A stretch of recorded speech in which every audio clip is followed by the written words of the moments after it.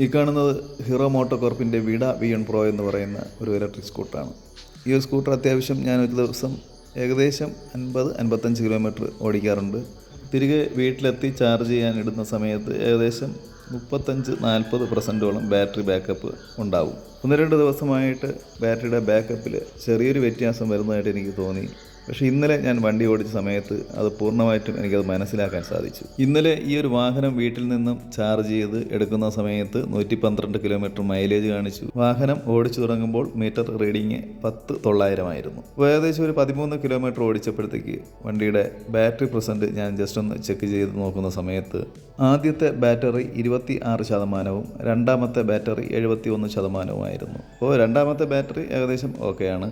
ആദ്യത്തെ ബാറ്ററി പെട്ടെന്ന് ഇത്രയും ഒരു ശതമാനത്തിൽ വ്യത്യാസം വന്നു. ഈ ഒരു വ്യത്യാസം എൻ്റെ ശ്രദ്ധയിൽപ്പെട്ടപ്പോഴത്തേക്ക് ഞാൻ വാഹനം ജസ്റ്റ് ഒന്ന് റീസ്റ്റാർട്ട് ചെയ്തതിന് ശേഷവും ബാറ്ററിയുടെ ശതമാനത്തിൽ വേറെ വ്യത്യാസമൊന്നും ഉണ്ടായിട്ടില്ല, അതേപോലെ തന്നെയായിരുന്നു. അവിടെ നിന്ന് വീണ്ടും ഒരു 5 കിലോമീറ്ററോളം ഓടിച്ച് ജസ്റ്റ് ബാറ്ററി ബാക്കപ്പ് നോക്കുന്ന സമയത്ത് വീണ്ടും ഒരുപാട് വ്യത്യാസമുള്ളതായിട്ട് എൻ്റെ ശ്രദ്ധയിൽപ്പെട്ടു.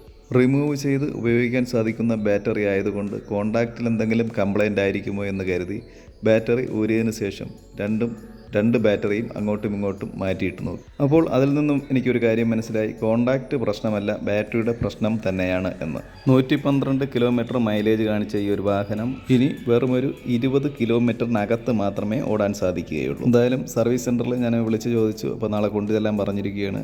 അപ്പോൾ ഇത് എന്താണ് പ്രശ്നം എന്നുള്ളത് ഞാൻ അടുത്ത വീഡിയോയിൽ അപ്ഡേറ്റ് ചെയ്യുന്നതായിരിക്കും. വീഡിയോ ഇഷ്ടപ്പെട്ടു എന്നുണ്ടെന്നുണ്ടെങ്കിൽ ഒന്ന് സപ്പോർട്ട് ചെയ്യുക. മറ്റൊരു വീഡിയോയുമായിട്ട് വീണ്ടും വരുന്നത് വരെ നന്ദി.